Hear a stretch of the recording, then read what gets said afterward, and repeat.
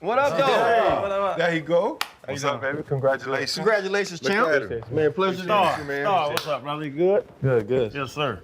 Hey, Chan, those are real shoes, bruh. I don't know how that young man could wear them old man shoes. Man, P9000, bro. That's You what run it like that, you wear whatever. He sure can. Cooper DeJean, man, welcome to the show, man. Appreciate really excited about this. Probably ever since I made that draft tape that I was right about, by the way. I just want to tell everybody that I was right. This is Fred Taylor, this is Channing Crowder. I'm Ryan Clark, Cooper DeJean, Super Bowl champion. Cooper DeJean, the first man to score a touchdown on his birthday in the Super Bowl. Pivot fam, thank you for pivoting with us. This episode is brought to you by Crown Royal. I mean, I think the first question is, man, how are you healing up from your parade injuries? I'm doing well now. Saturday was a little tough, just recovering from celebrating, and the little cut I got on my eye but it was all worth it. Was it more recovering from the beer can that cut your face or the beer cans that you drank? Probably the beer that I was drinking. Yeah. More so that than the can in my face. Has it hit you yet fully? Because this not normal. You walk in, start on with top defense in the league, win the Super Bowl. Yeah. Just off bat, less than a year. Yeah, I mean, I don't think it has, to be honest. Like, I mean, to me, it's just kind of like what I've been doing my whole life, like playing football, going out there and trying to do what I do. I feel like a lot of people are making it bigger than what I think it is. You know, because to me, it's just football, like what I've been doing my whole life. So I just go out there and do my thing. I don't really think about, like, it's my first year, top defense in the league, all that stuff. It's just, to me, it's just ball, going out there and playing. I would say you're a rookie and just don't know any better, based on the statement. But winning the Super Bowl takes you to an entirely different upward tier, right? We've hung around this guy enough to know that you don't really feel it until you're done. And when I say that is because of the fraternity, right? When you're around these guys and you see how, you know, winning the Super Bowl separates you from just being teammates of other players over the years, it's just a different feel. Like, I see how the Pittsburgh Steelers get together, and I'm a bit envious of that, right? Because I didn't win one. And for a lot of the guys, that part is the part that, you know, you'll recognize you feel the most. Just that brotherhood. You look back, man, it took this. We went through the grind. You're able to replay everything as if you're watching a television show, from training camp, the sweat and tears, all of the crap that was going on in the locker room, all of the shit that you didn't want to do. And now all of a sudden, that was the sacrifice and the investment you put in, you know, on your body, on whatever. And you hit the pinnacle of the sport. I mean, I would love to have been in that position and to know what it feels like. I think you're gonna feel it later. Yeah. Do you have a parade set for when you get back home in Iowa? I don't. Not that I know of, at least. Not that I know of. No, but there's a lot of people that were pretty excited. They had a whole little Super Bowl party down at my community center in my small town. I got a lot of text messages, a lot of messages over social media. So, Right. but no parade that I know of. One of those text messages was Caitlin, another Iowa Hawkeye legend. How was the message, even though she's a Kansas City fan? I mean, I think us going to Iowa together, I think she was just saying that she was proud of me, congratulating me. You know, that not only that I scored a touchdown, but, you know, winning, you know, the biggest game in football, you know, my first year. So I appreciate her for that, sending that message, even though she's a Chiefs fan, and she claimed that she was cheering for them, you know, throughout the game. But no, it was cool to get that message from her. Sitting across from you, bro, like, I am getting old. I try to fight it, but I have 2 kids older than you, you know, because I was just, you know, recognizing that, you know, you turned 22 on the day of the Super Bowl. And I think that's just the level of maturity that you're showing and the way that you were able to play, able to adjust as a rookie, and then a little level of naivety, which is awesome, that you don't realize how big of an accomplishment and how big of a role you played in that accomplishment is. And I think you will eventually get to that point. A lot of these videos, Coop, have come out about some of the speeches given by the veterans before the game. I've been in that meeting before.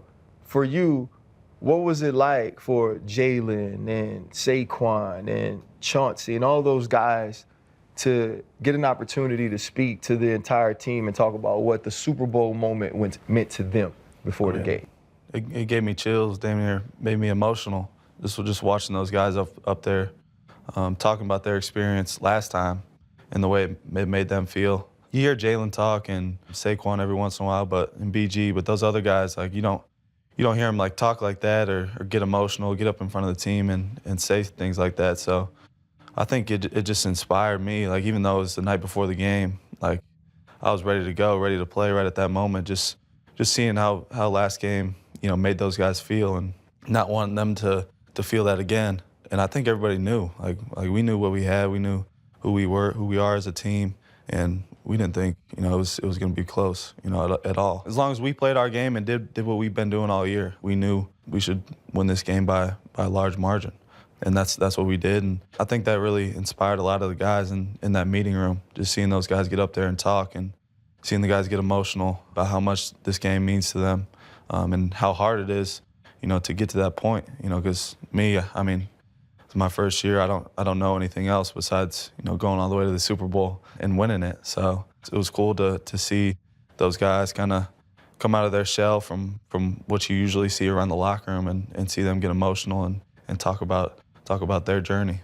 Listening to you say that, Saquon said, I don't care how many times they've been there, they've never seen a team like us. And he said, they can't fuck with us.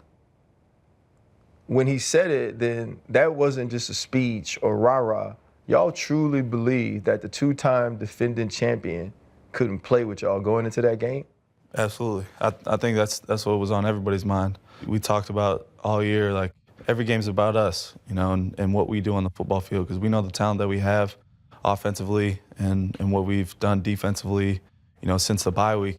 We just talk about every game's about us, and if we go out there and play our game the way we know how and with the guys that we got, like it shouldn't be close with anybody. Cool, but what the inspiration's one side of the ball, then there's the X and O side. Y'all are getting ready for 2 weeks. Did you know Vic Fangio wasn't gonna blitz nan time? It had to be a time and breakdown where y'all like, so we're not sending anybody ever? That was, honestly, it's crazy. That was the first game I've ever watched where no one blitzed for an entire 4 quarters. Yeah, we had put a new blitz in. We ran some blitzes throughout the week, but I didn't know that we weren't going to blitz all game. Like I figured there'd be 1 or 2 at least, just based on the situation of the game. But if you watch it, we didn't really have to. Like those guys up front. Yeah. They were doing their work. Those guys, Jordan Davis, Nolan Smith, Sweat, PG even was in there running around. Those guys, Jalen Carter. Those guys are monsters. And makes it easy on us in the back end. When you got guys like that up front, we don't have to rush. We can play zone, play our match coverage, and let those guys go to work. How do you pronounce your hometown? Odie Odie. Yeah.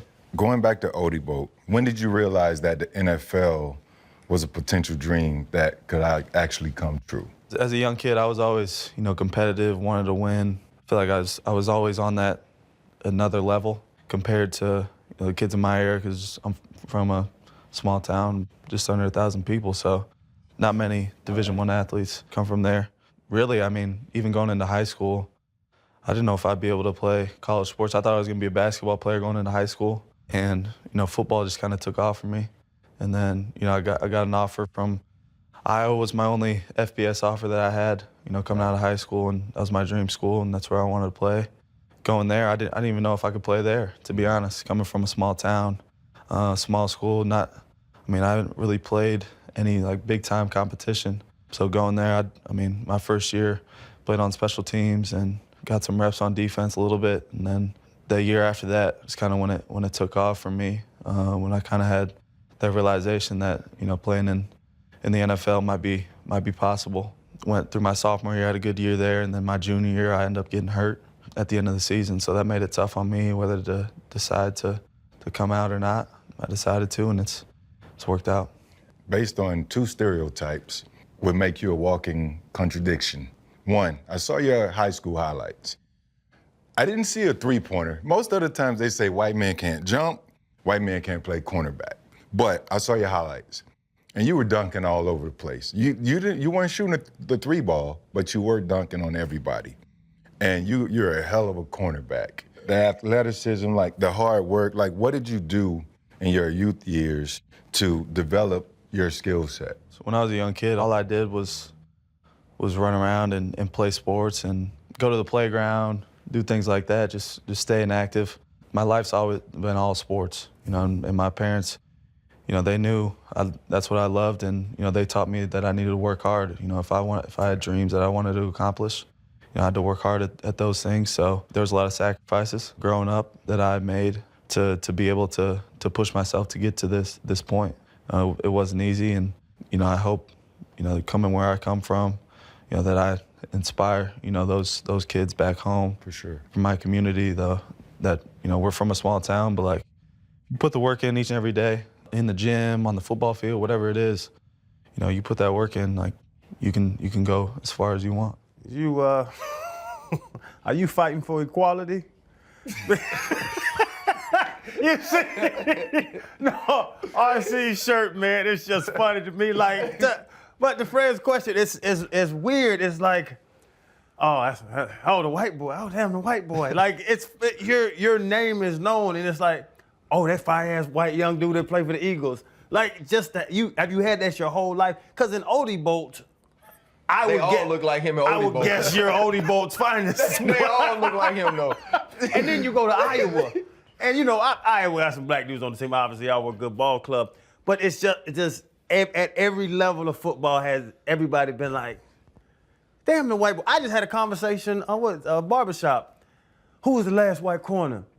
Man, Jason Sehorn. Man, Jason Sehorn was a goddamn safety.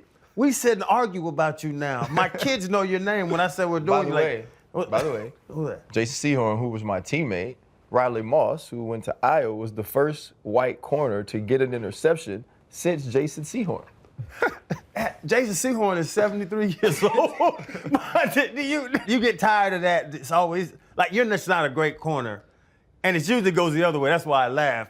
Yeah. You're just not a great corner. You're a great white corner. You're just not a great athlete. Man, that white dude can dunk. It's like, what's his name? Mac McClung just do it. Yeah. Like, it's amazing that this white boy can jump over a car. He's an athlete. Just let him jump over the car. Do you get tired of that? I think I don't know if I get tired. I kind of got used to it by now. It's kind of what's come with it, I guess. Me being white and playing corner. It's kind of what's came with all of it, And Riley did it before me. He got drafted 3rd round and the year before me. So, and I played with him at Iowa. So, I mean, I never really, doubted myself because I was a white guy playing corner. I kind of, and it never really crossed my mind when I started playing because I came in as a safety and then I got moved to corner, and it never really crossed my mind, that I was a white guy playing corner. It was just me going out there and playing ball, So Growing up in Odie Bolt, and what was it, OABCIG? Yeah. What the hell does that stand for? It's 4 towns put into one. So Odie Bolt, Arthur, Battle Creek, Ida Grove.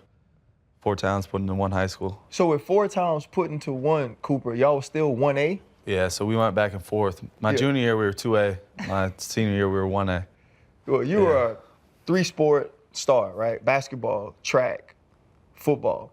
And you do all of these things, and you end up going from Odie Bolt to Iowa, where it is more diverse. And then you in Philly, and you're not only in Philly, but you're a defensive back in Philly. And Philly has the super fan of super fans, cool, Gilly the Kid, right? He's the king now. So when I see you after the game, bro, and your parents meet Gilly, and he's hugging your parents screaming, he's a legend. What is the moment like, man, where you're like on the field celebrating the Super Bowl with Gilly, and Gilly is telling your parents that rookie corner Cooper DeJean, one of the best nickels in football, is a legend? It's crazy. Gilly's crazy, first of all. No, he's a good dude. But just to hear him say that, I think he's been here his whole life, Philly. So hear him say that is pretty cool. He's been watching Eagle football for a long time. To hear him say that is, it's crazy to think about. I don't think it really crossed my mind when he said it, to be honest, to my parents. But I mean, he even gave me the nickname the Caucasian cornerback. So that's cool too. I'll take that one. He's fighting for your life. But Gilly's crazy. He's been awesome. You know, really supportive. He's been a great guy to get to know. When your parents walked off, did they go, Cooper, who's that? Nah, they do him. Why'd they have that Because boy? they from Odebo. Tell they from Odebo. I'm just gonna tell a quick story, right? So I hate that you're sitting there, because normally when I sit with Super Bowl champions on this show, I like to be on the same side of the room as they are. Because there are certain things that you and I know that we share that they don't. You know, they don't know what it's like to have 2 weeks to plan for the biggest game in the world, and even less to win it, you know. Only you and I share I that. already talked about this. What we don't share is I ain't getting no pick. Let me tell you about my interception story in the Super Bowl, cool? So, you know, you get 2 weeks, right? So every time we're playing the Packers, it's the second Super Bowl I'm in, every time Greg Jennings is at 3, he runs the seam, right? Because they expect it to be on the backer, especially if we too high. So I said, man, if we go too high and they 3-by-1 with Greg Jennings there, I'm going to lock the corner, I'm going to still hang in the half, and I'm going to go pick off this seam. So here it is, dog, 25-yard line. I said, oh, it's it. So I lock Ike Taylor, I hang, bro. I even open up this way first, so Aaron eyes me, and then he gets right to Greg Jennings. This is it. I already planned it. I had signed a little joint that said Disney World, you know what I mean? Because you got to sign it in case you get the MVP. I'm like, this is it. I'm finna go 90 yards in the Super Bowl after a pick. We win. It's me. I'm at Disney World. Take the kids, everything. It's fire, right? So, man, I get over there, cool. He throw it right over my hands, touchdown, catch it in front of Troy, right? So now I'm sick, because now I know forever they're going to show that play, right? I wasn't even supposed to be there, though, cool. This is me doing extra. So, man, next drive, they get a timeout. Man, Aaron Rodgers walking off the field, Coop, and go, 2-5. So I turned around, he go, right? And people say that's why I don't like him, but that's not true. I like Aaron Rodgers, fine. But I do want to ask you, bro, one, y'all played the play perfectly. It's a sprint out. Chauncey gets the corner. Oren is rapping to the quarterback. You fall back in, you get the pick, bro. You run, you score. At that point, what's going through your mind? I was trying to catch my breath.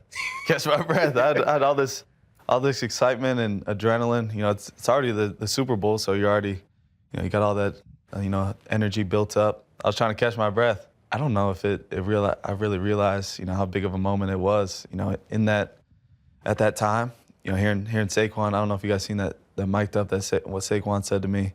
You know, What'd he say? It was something about being a big player. I forget what exactly it was, but he said something to me, and that was pretty cool. That's when I kind of realized, you know, that was a pretty big moment in that game. Really, if you look at that play, everything played out perfectly. It was a sprint out. Zach Bond ran to the flat, which is, we're playing quarters coverage, so they were in a bunch, ran like a box. So it was a sprint out, and they had 4 guys flooding that side of the field. So Zach Bond ran through, allowed me to fall back inside, and Orem was wrapping around and put pressure on the quarterback.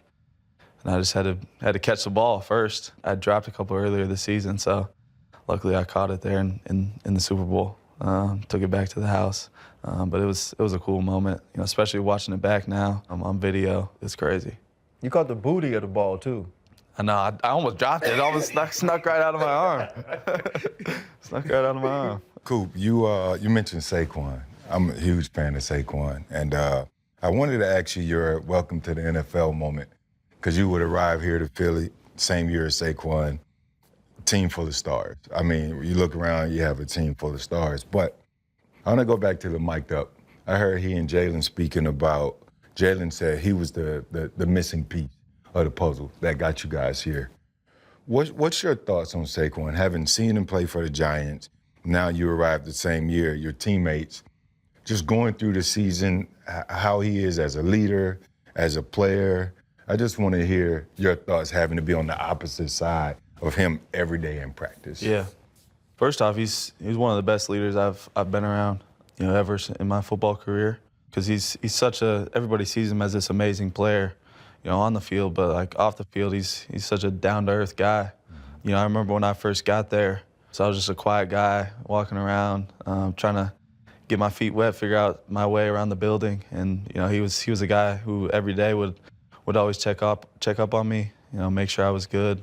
So that was awesome. Just such a you see him as a superstar, when you first get in there, and then seeing him just like as a normal dude, asking how you're doing, things like that was cool. I'm glad I don't have to face him in a game though.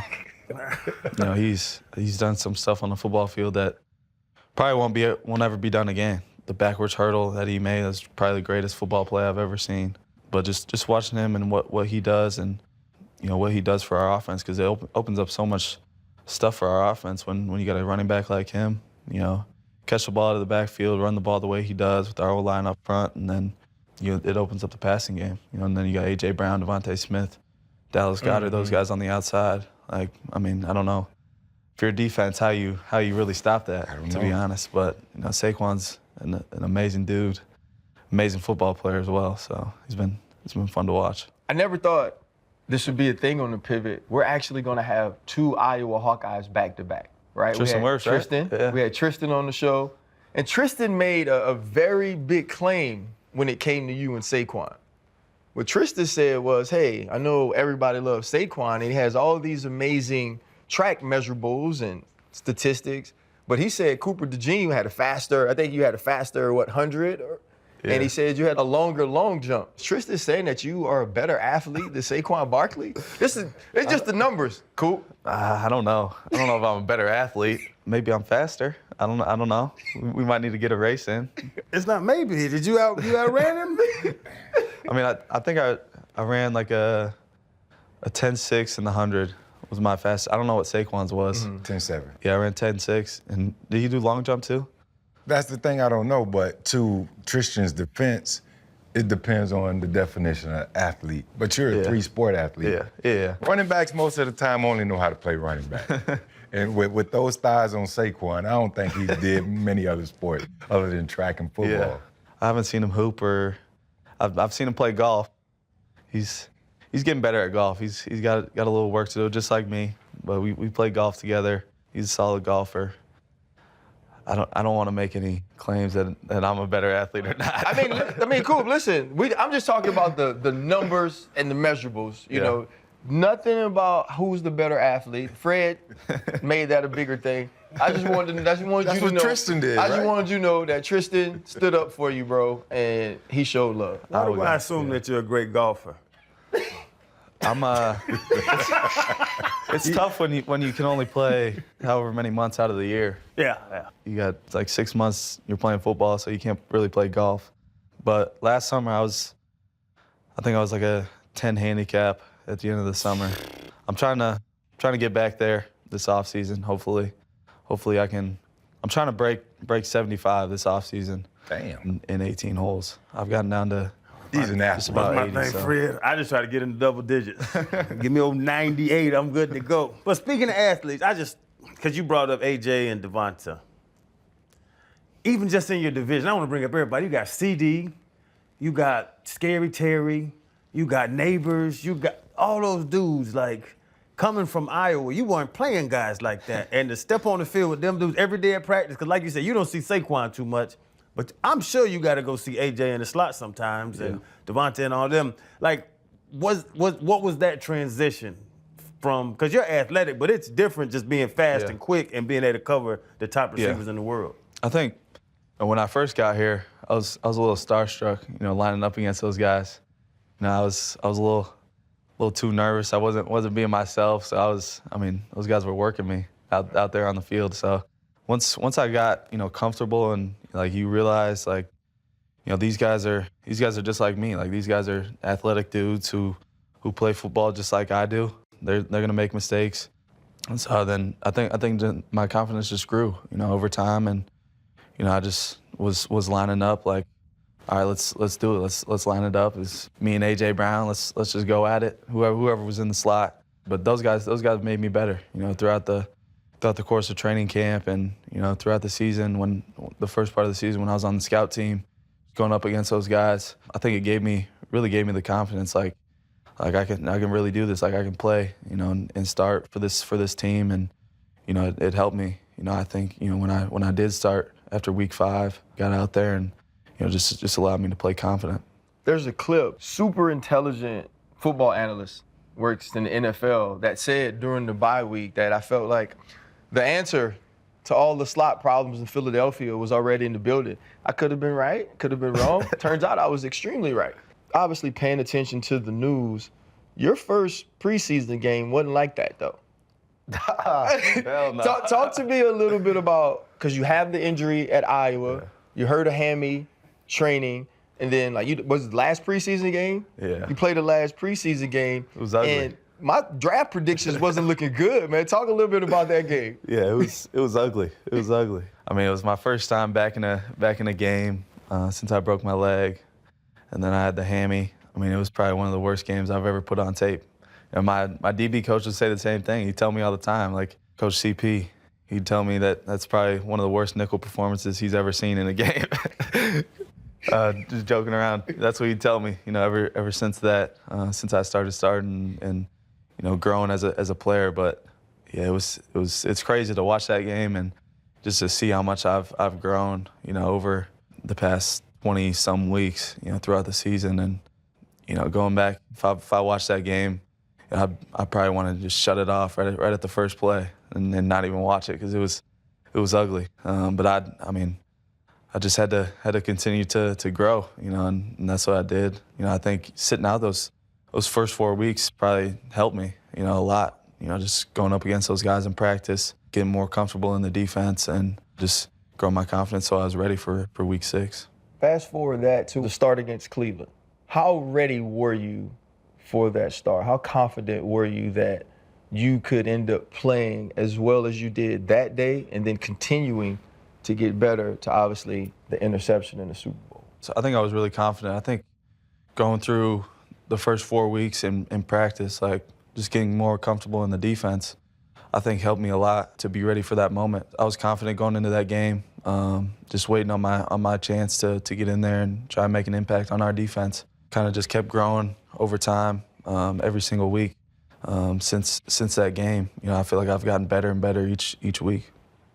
Hey, whiskey fans. Crown Royal is here with a gentle reminder that in life, it's not about what you got, but what you give. Because when you pour a glass of Crown Royal, generosity is sure to follow. Man, that's right. Bringing you and yours together with the celebration of royalty. Freddie T, Pops always told me you drink it neat. I mean, with Crown Royal, you can discover that smooth really is a flavor. And man, it even comes in an iconic purple bag. They call me OG. Everybody yells Unk in the airports. You know what? I like mine straight out the bottle. That purple bag, man, neat. Right there in the glass, man. This Crown is special. Y'all boys got to learn how to drink like a king. I like mine chilled, RC. A little Crown and ginger. This is the real winner. I like to sip it too. How about you, Chant? Man, it's deluxe. And deluxe is in the details. It's been distilled and crafted since 1939. Fred, you got one of the first bottles out of that barrel, didn't you? I mean, Freddie T, there's always a special cheers. When I played for the Steelers, Shay Townsend, now coaches in Detroit, he would always say, we clang them. When one brother makes a play, we all make a play. And at the end of the day, please drink responsibly.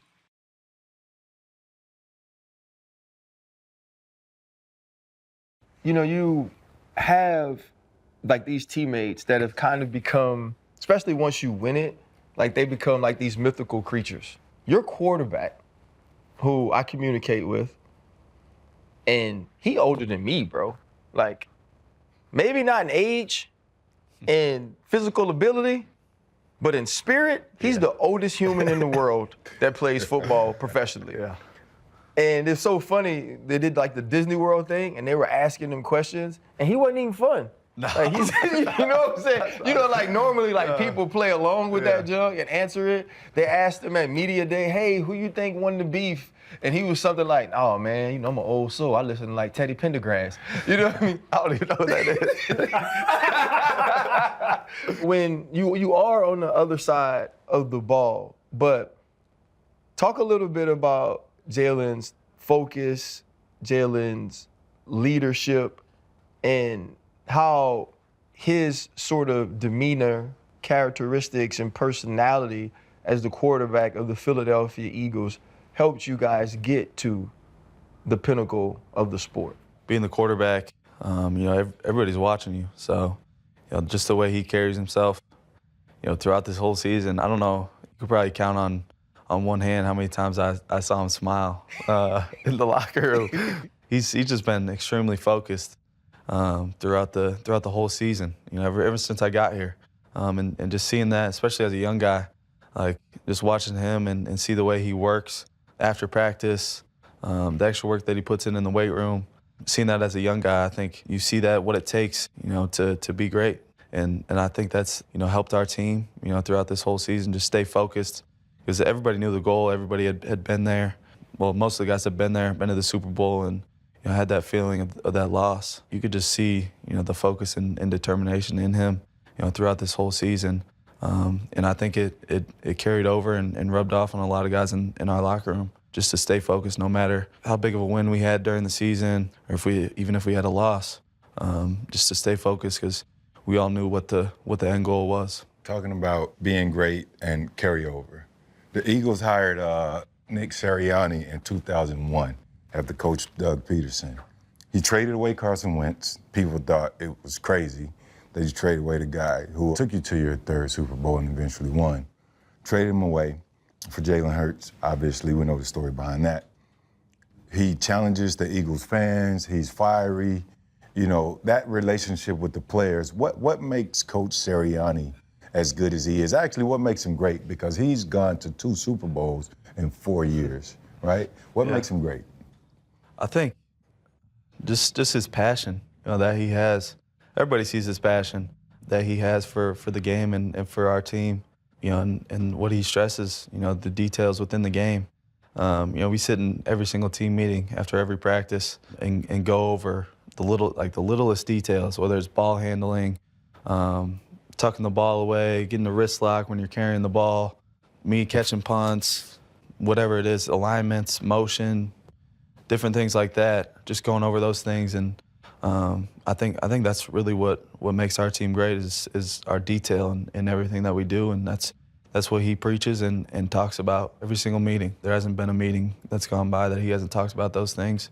You add that on top of his passion for winning, and for our team, and for his willingness to get better. I think is what makes him such a great coach. And he makes our locker room fun. And he preaches, being able to connect. Because it's tough when you're in the NFL and everybody's got kids and families and everybody's going home, going their separate ways, and you're not really hanging out outside the building like you are in college, where you have your roommates who are on the football team. So really making it like a college environment, I think, within our locker room and our building, has gone a long way for our team as well. Is there a nugget or anything that he shared with you personally that helped you, transition to the game or give you more confidence so you can go out there and be the player and person you are? I think really just what he talks about, it's about us. Like every game's about us as a team. I've never heard that from a coach. Just focusing on what we can do each and every week to get better, and what we do throughout the game with the talent that we have. And we do what we do on the field, and we play the way we know how. Like Saquon said, nobody can mess with us on the field. You a good-looking dude. I done seen you like to come out with your shirt up. You got the abs and all that stuff. Very articulate. Smart young man. And now you're a Super Bowl, like you said, Gilly said it, like a legend. Like everybody gonna remember that pick 6. How has the social life changed in the last 12 months? Because I know them girls throwing it. Chan. You gotta ask it the right way. You gotta say, Cooper, how does Steph feel now that you're a young sex symbol? Hey, Cooper, how does Steph feel now that you're a young sex symbol? There you go. Yeah, she's been a trooper. She's been handling a lot, going through a lot, but she's been there every step of the way. Been supporting me. I met her back in college, so she's been there for me, which I appreciate and I need. Throughout this crazy time, my phone's been blowing up, especially after the Super Bowl. you know, it's almost hard to even go on my phone anymore just because, you know, everything that's going on, getting tagged in a bunch of stuff and things like that. But no, she's been a trooper. She's been there for me, so I appreciate her for that. Because I always say I really enjoy the fortune of football. I didn't much like the fame. Yeah. Like everybody talking to you everywhere you go and all that stuff. Like now you're famous. I don't say overnight, but it's been a big transition. Like I said, when I told people why I'm flying to Philly, oh really? Like people sit up in their chair when they hear your name now. Yeah. So it has to be like you said, a tough transition. So your lady, your parents, I'm sure, Jason and Katie, they've been through, you know, they're going through it with you. But yeah, man, that fame is a bit sometimes. It's been tough a little bit. Just like going out and going places, and sometimes you just want to, you know, enjoy your time, you know, out and go do things that you want to do, you know, with your people. But I understand that it's what comes with it. But there are those times where you just want to, you know, sit back and relax and, you know, with your people and, you know, do things that normal humans do. That's what comes with it. So we'll come chill with you in Odie Boat. Yeah. Not going to Odie Boat. Hey, there's a reason we shot today. Because when I was talking to Kyle, I was like, when is he going to Iowa? So I was like, we got to catch him before he get there. I was like, I'm not catching them 4 flights to get there. Man, a river or a pond or something in Odie Boat? I don't know what you do there. There's a little creek. That's about it. That's a little town. Like Channing kind of hit on it in a joking way. Obviously, when I watch you and Reed wear the shirt to the game, I just tweeted because I'm truly a huge fan of your game. I was like, man, I need to get one of those shirts. Dude drove it up to me at NFL Films on the Tuesday. I was like, hell yeah, I'll wear it. I mean, I didn't know we have this moment. We talked a little bit about you saying, I don't necessarily look at myself as a white corner. I'm just a corner, which you are, right? And I think when it comes to you getting paid, when it comes to you earning your position, all of those things are strictly based on your performance. Now, there's also an affinity that black people have for white people who do things that white people normally can't do, right? For instance, if you go to the party or the cookout or just a regular dance where black people are and you can really dance, we're gonna love you. Yeah. Period. It's how it works. If you can hoop, we're gonna love you, right? And so you do have like this thing that is different about you that makes you in some ways special without you even trying. When you guys decided that y'all were gonna wear this shirt, because your agent asked me a very interesting question. He goes, do you think it's too much? He's like, what is your thought on it? I say, my thought on it is like, our culture, love him for it because he can do something that not a lot of people that are like him do now. The game has changed. When you get on the mic and they go, Reed and Cooper, the exciting whites, and I can't remember which one of y'all was. It was like, hold on, wait a minute. Yeah. You know what I mean? What has it been like, though, to sort of be, one, identified, but also sort of become a folk legend based on the fact that you're a white dude from Odie Boat that can flat out play a position that folks like you don't normally get drafted to play anymore?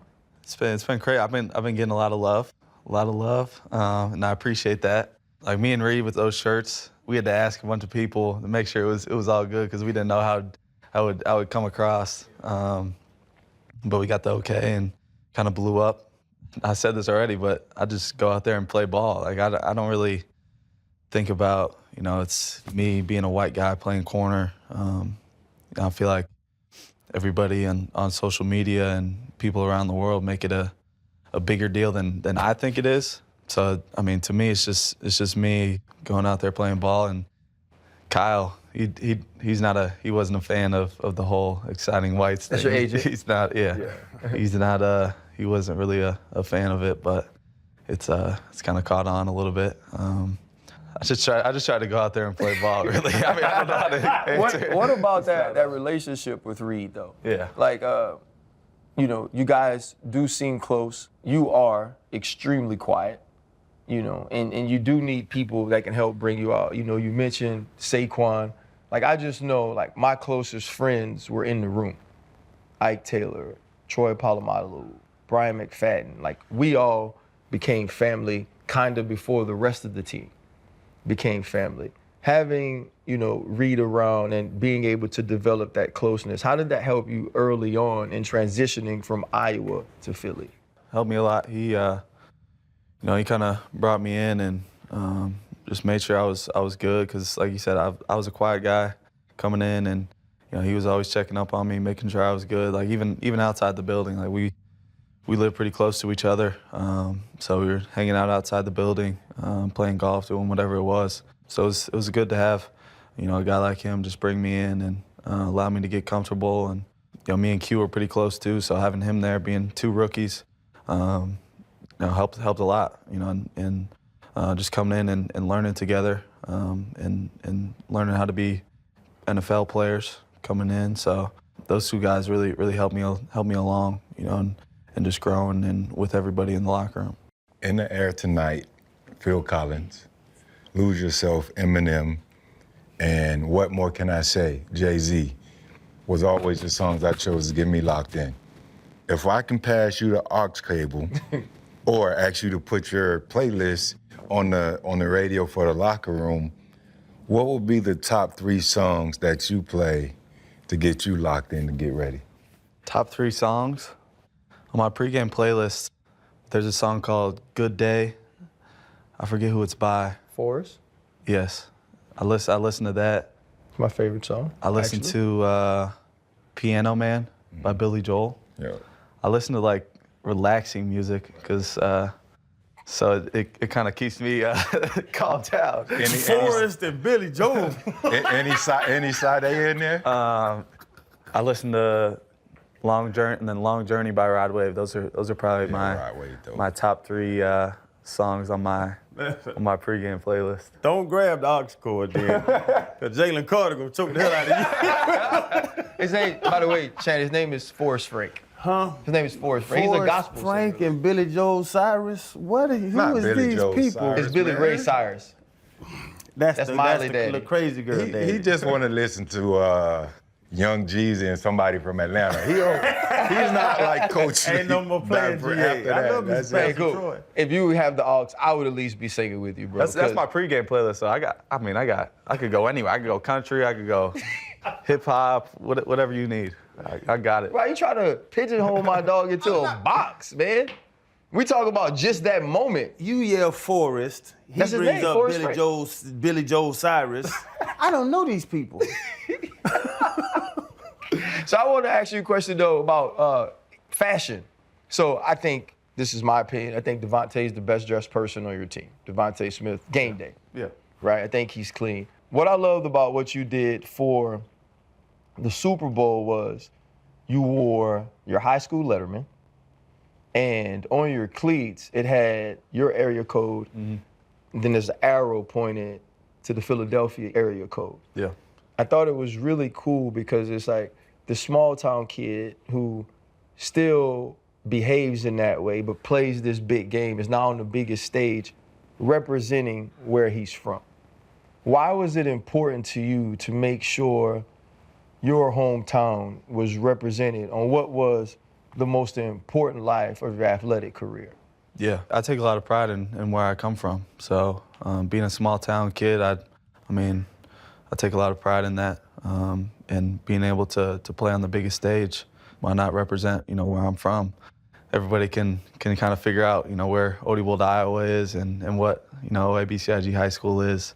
So it was just awesome for me to be able to represent them and wear that jacket. I knew everybody back home would be watching, so get everybody excited back home and just to wear that on my cleats, you know, just because it means a lot coming from a small town, and you know, to be able to not only go Division I, but then make it to the NFL after 3 years in college. It's a lot of emotion coming from, you know, there.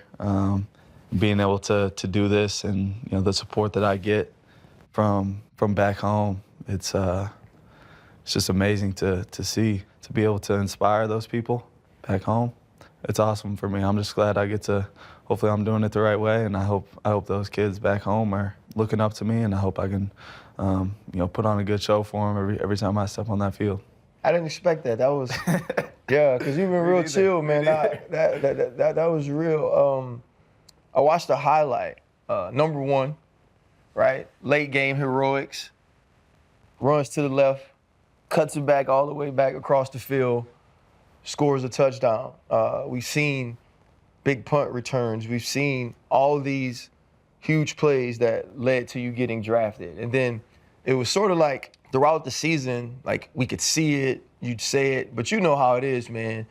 It's such a difference between 4th and 1 tackle on Jamar Chase in week 6, which was huge, or a 4th and 1 breakup and a pick 6 in the Super Bowl. So I don't really feel like you've been able to digest it. So this is what we're gonna do here. This is gonna be a Pivot original. We're gonna let you watch it. And I just want you to take me through like what you're seeing. I think even in the clip, Saquon tells you, he's like, you're gonna have one better than that. So I want you to be able to check it out for yourself and really take it in, since you don't look at your phone. It is 3rd and 16. Back goes Mahomes. He's rushing. He's looking. It's intercepted. It's intercepted. I did catch it back at the ball. To the 25. Down the far side is I don't even know if there was anything going through my mind in this moment, just trying to get in the end zone.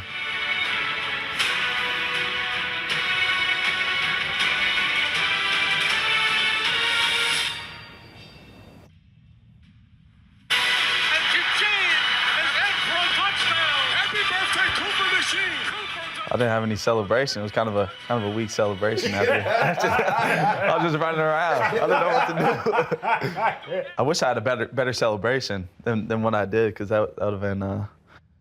Me and Q had one planned, and we had talked about it, but. What was it? We were gonna do the Shawn Michaels Sweet Chin Music celebration at the end, because we've been doing. He's like a big WWE guy for some reason, and. I mean, I used to watch it when I was a kid, so, we had done the pedigree, the Triple H pedigree. I botched that. That one was on me. We were going to try and get back with the Sweet Chin Music, but I was just running around like Have you ever seen Nick Sirianni's reaction to that? Yeah. That was pretty cool to see, too. Yeah. Seeing how excited he was, his facial expressions after the play, it was awesome. Hey, Coop, I'm curious. Your greatest moment since, I guess, hearing your name called on draft day to, throughout the season, maybe a moment in the locker room, a moment in the playoff, maybe the pick 6, maybe the confetti, maybe the parade. I don't know. What's your greatest moment in the past year? One of my favorite moments was after the Super Bowl. My parents were down on the field with me, and we were up on the stage taking pictures and stuff. My dad had said to me, because on draft night I was disappointed, not going first round. That's where I thought I was going to go. Then dropping to the second round, but ended up in Philadelphia. And he said to me after the Super Bowl, when the confetti's coming down, just think about how disappointed you were on draft night, and now here you are in the Super Bowl, and you got a pick 6, and you're a Super Bowl champion. So that was a pretty cool moment for me, just hearing that from him. And also someone took a video of him when I got my pick 6, his reaction, because my dad is always like a humble, preaching me to be humble and never really, he'd tell me good job, good game, all that stuff. But I'd never seen him get that excited about a play that I made before. So seeing that video was pretty cool too. There's a fable called Maybe So, Maybe Not. We'll see. When things happen in the moment, you don't really understand it. Yeah. And eventually, at some point down the road, it hits you, and that was one of those moments. Absolutely. So I guess to end it then, that would be my question. Would you trade being drafted in the first round? No, I wouldn't. No. There you go. Not to give up a Super Bowl, no. I love what you said about representing a small town and being from a small town and hoping to inspire. I think we all have dreams and aspirations. Freddie T was a top 10 pick.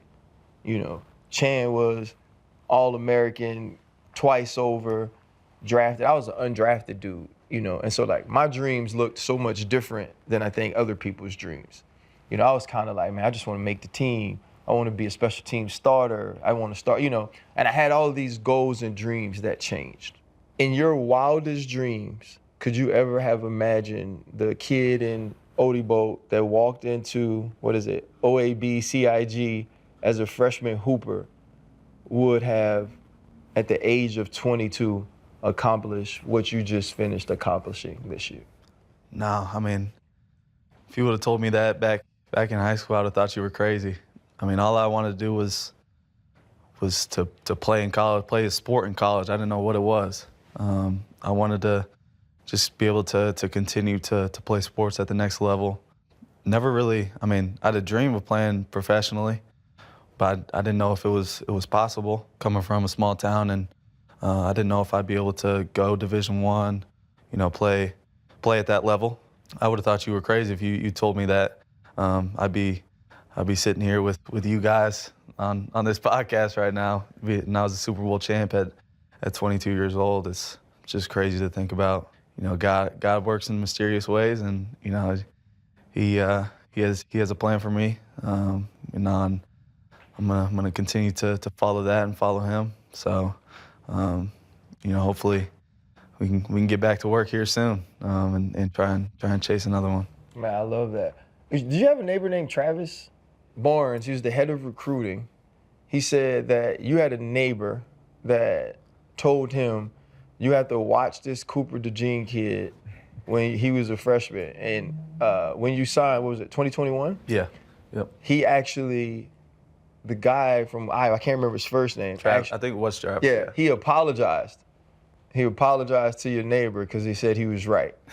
You know what I mean? You did end up being all the things that he thought you could be. Yeah. And so, man, like, congratulations. Thank you. It's an amazing accomplishment to win a Super Bowl. But I think you already know the work just started. Mm-hmm. Enjoy it, have some fun, play some golf, enjoy Odie Boat while you can. But more will be expected of you the next year. Absolutely. Man, we just appreciate you taking the time to sit with us, you know, during such a busy time in life. Appreciate you guys. Appreciate you, Appreciate bro. it. Yeah, and I bet you can buy a big-ass house in Odie Boat, can't you? Man, good to meet you, brother. Big fan. Cool, bro. when'd you start Much dunking? respect. 6. When I was a freshman in high school. You was a freshman? Yeah. Yeah. Big So as fuck, too. once you learned how to dunk, you was like F shooting it, huh? I can still shoot a little bit. No, they've been having I a can still lot shoot of a little highlights. bit. I ain't seen you shoot I eight can shoot jumper. it. That's what I was talking about, the J, right? Yeah, I ain't seen you shoot What's your eight measurables, jumper, Scoop? dog. You really went all the way LSU, didn't you? Who's that? With this shirt. This is Lakers. We in LA. Oh, that's the Lakers. Okay. Yeah, we at Lakers. So But I you had on my that Lakers side. hat. Honestly, I had a Lakers You hat. want to go both ways. Whoa. I don't want to go Not both like, ways. not like Whoa. that. I had a Lakers hat, but the bill got straightened out, and I ain't want to like no square ass with the look. That's not where my hat. What you mean? You can't wear them flat hats. I wear a straight Gee. bill on my hat. You good, baby? There's a lot of Atlanta in here today, man. Yeah, You know what Jack. I'm saying? You got it, respect. Saying, you should be. But you we should feel like- talented. You should feel at home. There's a lot of do. Atlanta here. That's what I do, my man, from ATL right there. Still got a house off Holcomb Bridge. That man don't care. Yeah, Georgia Still in the town. Georgia 400. I still got my house up there. Yeah. I ain't leaving Atlanta, but I can't leave Miami because I love Miami too. But I got us have somewhere to be in Atlanta. Though. How long you been in Atlanta? Shit, I got to Atlanta 93. My mom and daddy got divorced. They hate each other. And then we moved to Atlanta. And that was, I got to Atlanta 93. So I was there till I went to college in 03. So I was in Atlanta like 10, 11 years. Yeah. Well, all right, it's enough Atlanta. Listen, you can't do enough Atlanta. Hey, it's enough Atlanta. There's nowhere to do enough Atlanta. This is Young Thug, Fred Taylor, Ryan Clark, Shannon Crowder, Pivot Fam. Thank y'all for pivoting with us. Man, first off, just want to say, bro, it's good to see you outside and walking. Good to see you upright. Yeah, appreciate it. You know, I heard something you said recently, man. You talked about people using your life as fun or memes. And this is what you were actually living. For you, how has the adjustment been to come out and now people are using your real life struggles the way they are? I don't know. I think I've been dealing with the problems so much, I ain't even just paid too much attention to it. I think it just came across, one day you just like going through the motions and you just like, damn, like everybody laughing. Like, ain't nobody sat and just was like, damn, bro, they leaking like this nigga intimate moments, like real phone calls. So, I was just telling the people that was involved in the phone calls, all my friends and people that I have feelings for, I just telling them, you gotta just treat it like you never heard it because you didn't never supposed to hear it. Yeah. So just try to treat it like that, bro. It's crazy though, I don't know. I just look at it like, dang, like, bro, you laughing at like real situations. I said to myself too though, like imagine if conversations, not that we have on the phone, just conversations we might have in here that aren't taped or talking about things that's going on in our lives, if people got to hear those things, how they might feel. But something that I respected was to say, those conversations that I had on the phone, I had with those people too. Mm-hmm. Like if somebody heard me talk about you, I'd want to make sure that me and you had that conversation so you could say that too. Yeah. And bro, how was it like, bro, it was, your legal struggle was blasted to the world. We watching you every day sitting in that courtroom where your dreads ain't tight. And I know, like, you look good. Like, I'm like, man, bro, ain't got his dreads tight. Like, how is that to go day to day and just sit there and not know what side of the legal struggle you about to fall on? Because, hell, as fans, we was like, we sitting there watching, but it's your life. I'm about to pick my kids up after school. It's your life, though. Bro, I don't know. Just God made me a happy person, so I was able to just have like joyful moments even throughout the whole situation, because you just get closer to God and you learn, like, once you learn that it's never really the end, and if God don't kill you, it ain't the end of you. Mm-hmm. So once you like figure that part out, everything else you start noticing that it's like, oh, this is just a part of like the chapter, like this is a part of the movie. I think I was more so like just looking at it like that, like whatever happens, it's gonna happen anyway. So like I can't be just like caught up in like the moment, because it's just like you ain't dead. It can't be the end. Something, even people in prison with life sentences, it's just you never know. Like I got a brother that had a life sentence. He did 12 and a half years. He thought he was gonna do his whole life, and then something just happened. Mm-hmm. And God just gave him another chance. I always had deep inner thoughts like, this ain't the end for me. I think that's how I was able to just like cope with everything that was happening. Just knowing like it ain't the end, because I'm still living. It's just a part of the book. You're just watching the movie and it's just like a crazy part of the movie. Like, it's just a crazy part. Like, boy, damn, this shit crazy, Just looking at it every day is just crazy. Like, we watching you with the, what are those, what's that, lamb hair? Yeah. Your feet, that's lamb? Yeah, man, I'm gonna call Rick Owens and ask him what it is, man, what skin, That's lamb hair. I think your neck and your wrists, your wrists are more expensive than my house right now. Are you pocket watching this, man? Everybody right here. I'm a pocket watch. I don't know if you watch the show. I watch pockets now. Yeah, you got it. But bro, you definitely ask some random questions, boy. Yeah. I'm gonna ask some random shit. But how do you go from living the way you live? And I think they said it's the longest case that Georgia ever had. Longest and trial. You sitting there, bro, 3 hots in a cot. Living to 3 hots in a cot. What is that like when you sitting there looking up at night? Hell. It's over with, boy. You go from the life we live to that. Boy. Yeah, I think my situation was so serious, I ain't even have time to realize. Mm-hmm. I think from day one, my lawyer was at the jail every day, 6 hours, 8 hours a day. From day one, I ain't even have time to even just like think and sit back. Like, obviously, it ended up just catching up. You got officers, some of the officers they just normal people. They ain't thinking like chess players. They just, damn, bro, how I feel just being in there, bit, bro. You ain't nothing. I know you got a big ass bed. You like, bro, how you like, why you bring this up? Yeah. I'm this motherfucker exercising nigga, just like, bro, you just damn, bro, you in the nasty ass flow, bro. You got heated marble, bro. Man, going from the life that God gave us to that is you gonna get humble. Right. Sure. Did it change you? Yeah. I think more. I learned how to play chess. Patience. Closer to God. Boy, closer than you'll ever be. I don't think no man can be the closest he can get to God unless he go to jail. Mm. And it can't be just like a speeding ticket or you drunk or something. It gotta be some shit like, hey nigga, this the end of it. This decision right here, your ass going home or you going to prison for the rest of your life. You gotta be in that type of situation. That's what make it just like, so for people like us, we street, you know what I'm saying, we from the street. You got regular people that's just like, you know what I'm saying, you can go to jail for a DUI and be like, hell no, you know. But where we from, it gotta be something like detrimental. It gotta be real serious. Even if it ain't life, it just gotta be something serious. That's when you gonna get closer to God. I just got better with eating, closer to God, working out. Patience is key. Patience. Do you remember the moment Hell yeah. you reached out to God though? You know what I mean? Like the moment where, because you said it can't be something quick for somebody like you. It can't be a DUI. It has to be a life or death or a inside or outside situation.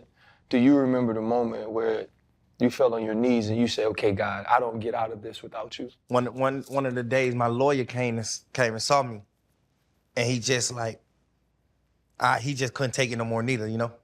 Not like panicking, but he was just like, fuck, bro, we in some shit, bro. Like, nigga, what the fuck? Have you never not listened to me, bro? Cause he been my lawyer for like 15 years. He always told me like, man, stay away from people, stay away from these guys, stay away, you know, people that ain't on bigger levels than you, don't deal with it. Only bad come from it. Dealing with people in your hood, can't nothing but bad come from it. Nothing ever in life but bad, you know. Learned the hard way, but I guess we were just going through the discovery. We just had so many fucking terabytes of discovery. And we just they were sending it like Discovery 1, Discovery 2, Discovery 3, and it just be like fucking 50 million sheets of paper. So it's just like, but we'll make it through all of it, and it wouldn't be so bad. And we like, yes.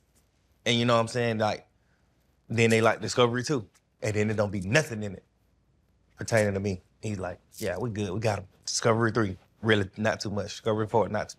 Discovery 5, crazy. Discovery 6, crazy. Discovery 7, crazy. Now it's just like, damn. And he just came to see me one day, boy, he just was like, man, you know I'm with you forever, man. No matter what, bro. You go to prison forever, I die. This is what my lawyer used to always tell me. If you go to prison forever, I die. Part of me is gone. Like, I'm like a son to him. I'm one of his sons. Bro, if you go to prison forever, part of me is dead, literally. I would not be able to continue being a lawyer and just like be a happy person. Just them type of talks just had like, bro. Hey, Doug, you was the 10th of 11 kids growing up, right? So that's a lot of love in a big household. You spoke on Bank's interview about not having your people, your guys around you. Now, like when I see that, I see like that image of Will Smith standing in the house, looking around, nobody in there, right? How does it feel knowing that when you went in, you had everything, right? All your people, and now to come home, you on your pivot, like it's a big reset. You got to get back to it. Like, what state of mind are you in right now? Like, seriously. I don't know, bro. I just think I'm a street nigga, bro. I'm such a gangster and a man. I just don't like to just be like, to even acknowledge if I'm depressed about something. Like, I don't even really know what the fuck depressed is. Like, I don't know how you appear when you depressed. I don't know, bro. I be having like talks with my girl, you know, just like some of the homies, you know, people like Big Bank, talk to them type people and just like, damn, bro, you depressed, bro, you hurt. I'm like, what it look like? How you know? I never just really dealt with it. I was just so caught up into just like shows, my craft, and just like helping people and doing shit to the point where I don't know. I think I'm depressed. But I just think it's because goddamn everybody telling me. I don't know if I am. I don't know You if saying like right now, still, you think you're depressed? Hell yeah, because you got to think like, shit, not to just keep talking about the shit that I talked about in bank interview, but like you got to think, it's just like, imagine y'all just being with each other for the last 12 years, every day. You got shows, they going to your show. When they got show, you going there. It's just every day. That thing. To just like being in jail, then your crew doing the wrong thing. Now you dolo. Now your crew get out of jail, even though you ain't really too tough caring to even deal with them no more if they do some backstab, you like, I ain't tripping anyway. But like, they get out of jail, then they don't check in. Nobody do nothing. It's just like, I'm just like going to court. Luckily, we didn't have a mean judge at the end of the trial. Mm-hmm. So I was able to like be on the internet. I'm just on the internet, so I'm just seeing niggas that just like left me in the slump. I'm just seeing them on the internet, just living their life. People just doing. It's just so much shit, bro. Like, what the fuck? And then you get out of jail, you got like the biggest record label in the world at that point. Like post 2020, like going 2022, like I had the #1 record label. Till you get out of jail, and it's like everybody just go ahead. You know what I'm saying? Like, how much of a difference did you feel from, and Channing sort of asked this question, but from being famous, right? Worldwide. Like, it's so funny, and I made fun of my producer. It was funny that she was even texting and sent it up. She was like, yeah, they say thugs can do this time. And I told her, it's like, one, when you text thug like that, it only means one person. Right? Everybody knows who that one person is. You don't have to explain the rest of it. To being in jail, what's the stark contrast between those two polar opposite lives? Being able to see that you just still a person. Like the shit, like being a superstar is just like a mask. It's like a representative. When you get in jail and you like fight for your life, you realize like, damn, like this shit all an act. It's all just like a fucking mask. It's like a representative. You know what I'm saying? When you in jail, you goddamn get stripped. Now you know, like, damn, I'm just like this nigga. This nigga bum. I'm just like this nigga, bro. Like, I can get stored every single week, but I gotta do the same exact thing and wear the same exact thing and think just like this nigga. And he might get out before me. It was times when I was in jail, I was wishing I was other people in that motherfucker. Like, damn, I wish I was that nigga, bro. That nigga finna go. Like, nigga looking at a junkie like, damn, I'm finna get out there, bitch. Nigga just sitting in that bitch while I'm just like, damn, bro, this is the first time I ever in my life considered being a police. Like, damn, I wish I was a police. These niggas just clock in, they got their phones in the jail, they just walking around checking on people. What's up, bro? All right, bro, I see you tomorrow. We're going on home with the babies, bro. I'm like, damn, man. If I was a police, I wouldn't even be in this situation. Like, oh, man. Starting all the way over from kid and just like, I'm gonna be a police. I do not want to be in this shit. If it made you feel like you wanted to be the police, bro, that's a badass time, dog. I remember, I'd have been locked up a couple times. And when I'm sitting in that cell with that toilet in the middle where I got to shit in front of all them other grown men, that was the most uncomfortable thing to me because I'm shitting and the crackhead staring at me. Right in my eyes. Yeah. What's up, bro? What? You gonna do some of that shit, bro? You don't know, man. Shit crazy. But, bro, like you said, it's funny you said that. You a street dude. And I had to learn. I got locked up in college because I came from Atlanta and I go to Gainesville and I'm still doing the same thing. My whole thing was, another grown man can't call me a bitch and we have to fight. And then I get around other people from around the world and dudes be like, bitch ass, or whatever they say. And I would jump on them. And everybody be like, damn, bro, when are you gonna get out of this? I'm all-American. You know what I'm saying? We make money, we're famous. Like when can you separate it and say like, bro, you're the thug. You're the breadwinner of a lot of people. When can you get out of that and transition? Because you can't be no street dude no more. I'm sorry to tell you. You can't be that guy no more. You need to be the guy that's selling out $100,000 people stadiums. You the guy that can change your kids' life. And you got to get out the streets. Is there any transition? Yeah, absolutely. I think the transition already had started. Like, the transition started in jail. You know, you just praying every day. You praying 10 times a day to God. You telling God, man, you get me out of this situation, man. Listen, I'm walking straight line green. Yeah. I'm walking straight line. I'm going green, you know. So I think the transition started then. But, like, when you get out of jail, you feel like untouchable, too. Once you beat something so big like that, you feel untouchable, too. So your mindset is like on another planet, but the world is still stuck on like the young thug that they know. Yeah. So you trying to be goddamn a musical genius at the same time. You trying to like take your son to school, be a man to your girlfriend, like be a real man to your girlfriend, but you still gotta appease like the culture because they still like 10 years back. Like everybody 10 years back compared to what I think. Yeah.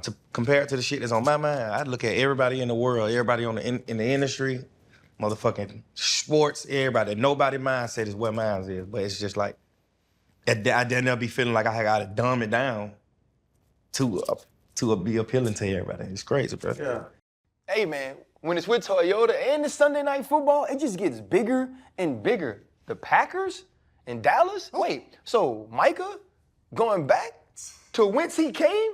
And Toyota's own Jordan Love, the quarterback of the Packers, gonna be there too? Man, Toyota is all in all season with game day giveaways for all the big fans. And a $100 gift card for NFL Shop. I'm telling you, I'm all in. Toyota makes it easy, fellas. All you gotta do is predict big plays every single week. We got 22 weeks this year. Y'all heard RC, Toyota's all in all season, just like the fans. But don't just watch the game, get in the game. Make sure you tap in. And learn more at toyota.com/NFL. Now, back to the show. No purchase necessary. Void where prohibited ends on February 8th, 2026. Open to legal residents of the 50 U.S. states and D.C. 18 and over. For complete details, how to enter, prizes, and official rules, visit www.toyotasgamedaygiveaways.com.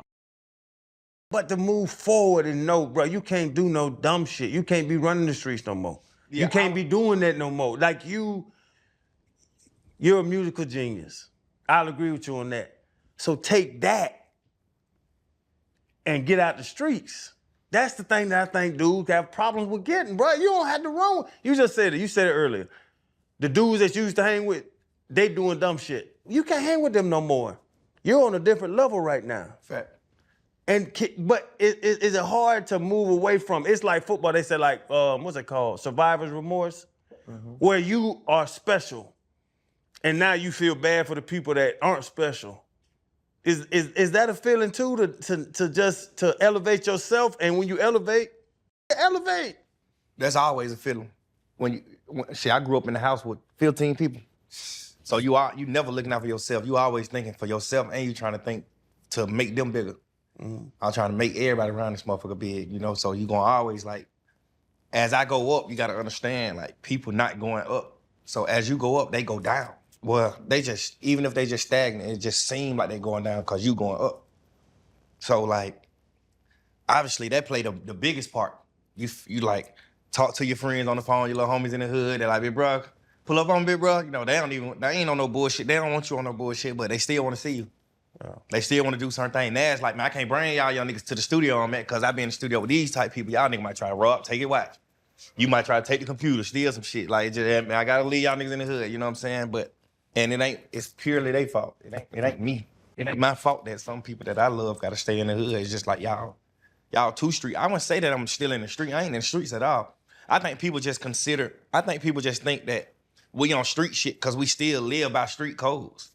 And it's just like, that's not correct. But you still like, I'm still a man. Like I'm not gonna get a goddamn $1 billion and be like, oh, I'm okay with this guy because he had a motherfucking rape charge. Now I'm a billionaire. Now that's okay. Nah, nigga, we live by morals and principles. We live by what we live by. You know, I look at it like my brother had a life sentence for somebody telling me. So I can't deal with a nigga that tell, bro. I can't deal with a rat. My brother had a life sentence because somebody told. And he had the right and he had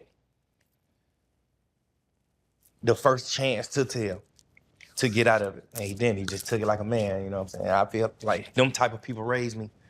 So I think me just like advocating for like real stand-up guys, I'm just from the trenches. So like my morals and principles might be different than yours. You came up in the sports like y'all came up in the sport like it's different than how we came up. So you might cherish like playing on the same team your whole career. That's loyal. That's what you look at like loyal. Look at as loyal. I look at never telling on your homies loyal. I look at not goddamn switching side. Don't tell nobody. I mean, don't do nothing to hurt your mans. Don't do nothing to hurt your homie. Like bros before everything. You know, we just. I look at it different. I came up in a different time. I hear that, the street code part of it, right? The way you grew up, that sort of loyalty, the things that you learn from those experiences. But unlike what people try to make black men be, you had a father that was there. Yeah. 11 kids. You said he took care of 15 people before he took care of himself. How much did he influence who you are, even over some of the street stuff? He didn't influence me because I was just caught up in the street. So he influenced me on like being a good dad. I never looked at my dad like I want to be you. Because he was just like a real house dad. Like he was in the house with us. He just like put us in the bed for school and shit. I wasn't into that type of shit. I grew up in the hood, so I was into like dope niggas who sell weed and dope. Niggas who got 15 women. Niggas who just like, you know what I'm saying? Like, that was just appealing to me more than that. But I feel like I take more, the things that I do now, I take more of that from my dad, from what my dad did. So that's the reason why I respect that he was there, because I still was able to just sit back a lot of times and just watch him. And the way I move now is the way he was moving. Like, when it, like from the aspect of a family, being a family man. You know what I'm saying? I got kids that live with me. You know, I know how to be a dad. I know how to be a man from him. But as far as just like who I look up to, I looked up to niggas like Lil Wayne. Like, this nigga 12 years old in the motherfucking supercar with grown women right here in a video shoot, just like fire. Like, boy, this is hard, you know? That's how we came up, yeah. Can you even have so much fun anymore, though? So much fun? So much fun, yeah. Like, so my son, huge fan of your music. Like, he would just post pictures and he just put so much fun. And you know, at the time, I was the old dad, and I was like, sure, I gotta go listen, right?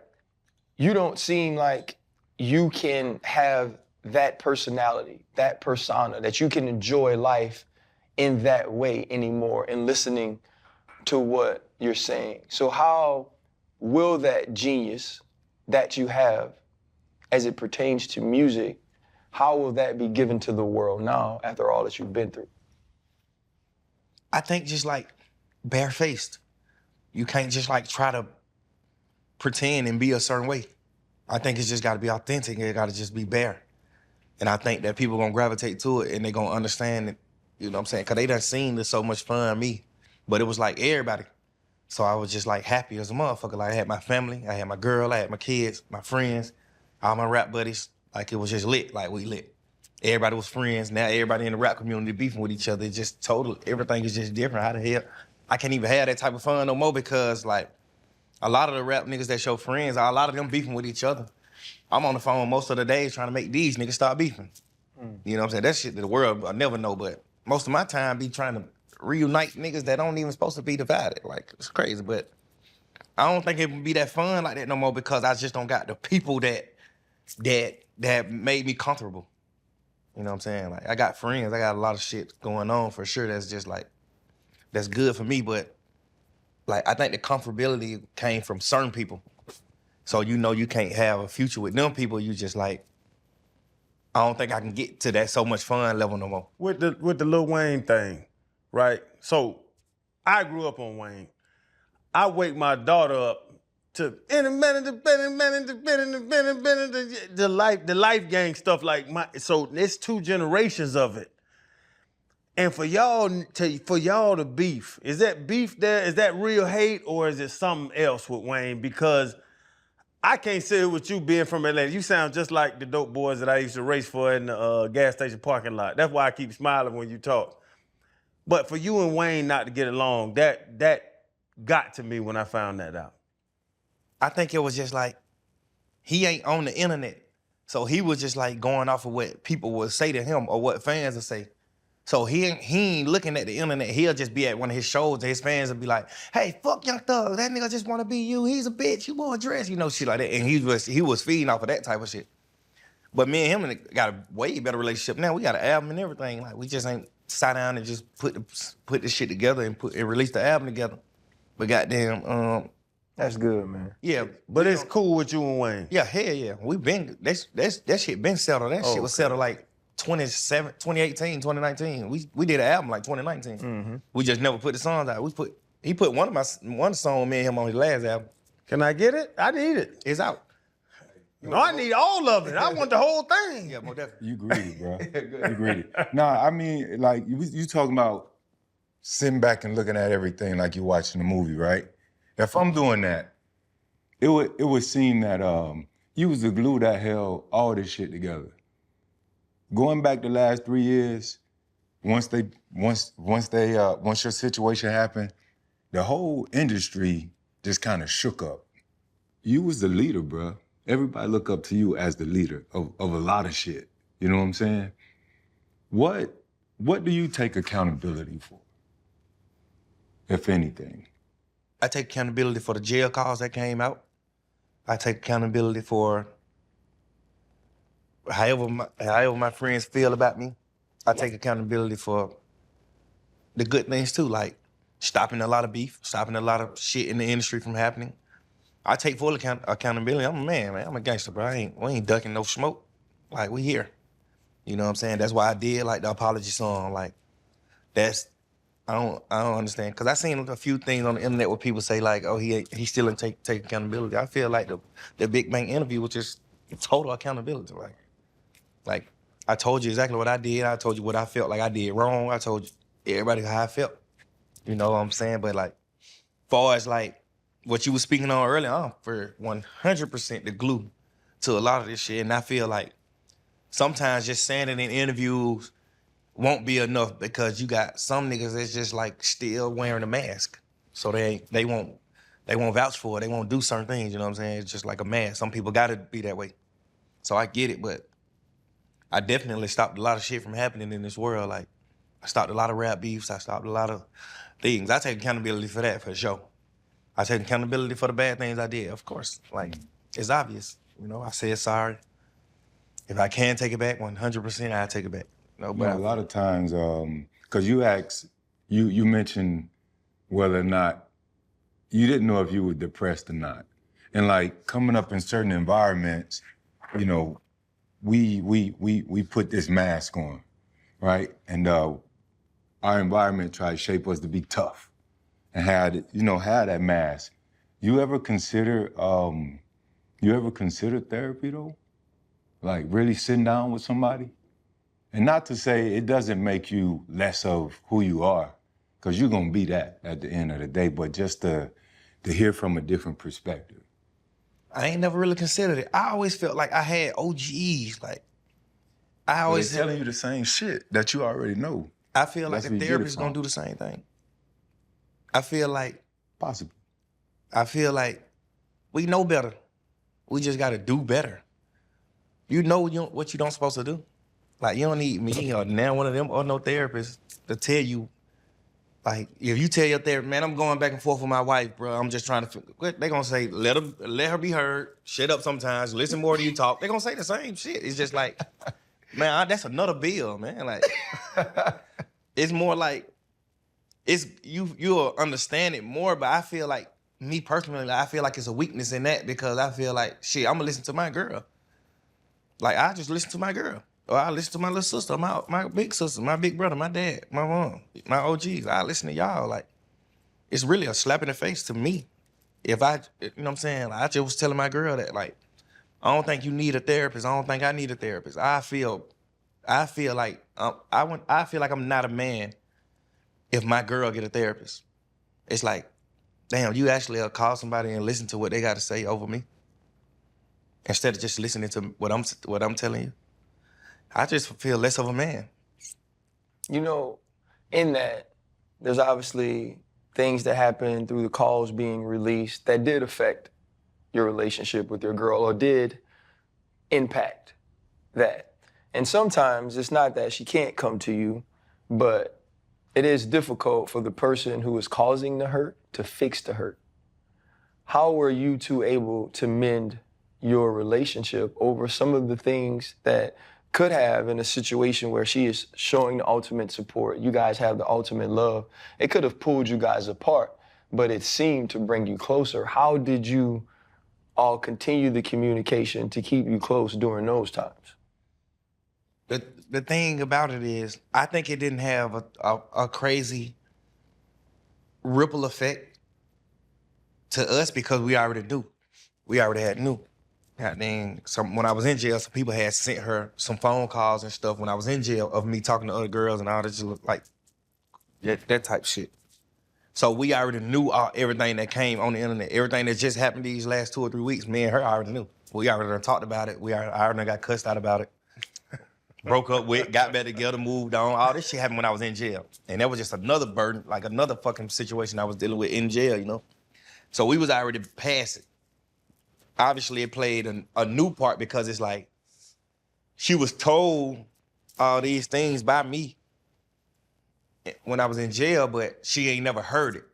So now it's another sadness, another sad moment. It's just like, damn, bro, you already cried about this shit. You already done goddamn cussed me out, chewed me out about this. Like, you already done did. We already done went through this whole motion. Like, I'm not trying to relive this shit because the internet is hearing it. Like, we already know about it. We been knew about it. You chose to stay with me, so it's just like, we rocking. You know what I'm saying? But I had to just sit down and listen to her point of view, and she just was like, it's a different when me and you know, and we moving. Like, nigga, I'm a motherfucking phenomenon too. Like, I'm the world look at me. Amazing. You know what I'm saying? Like, I'm a not, you know what I'm saying? She like, shit, I'm one of them too. So I'm like that too. Yeah, like, nigga, I'm like that too. Yeah.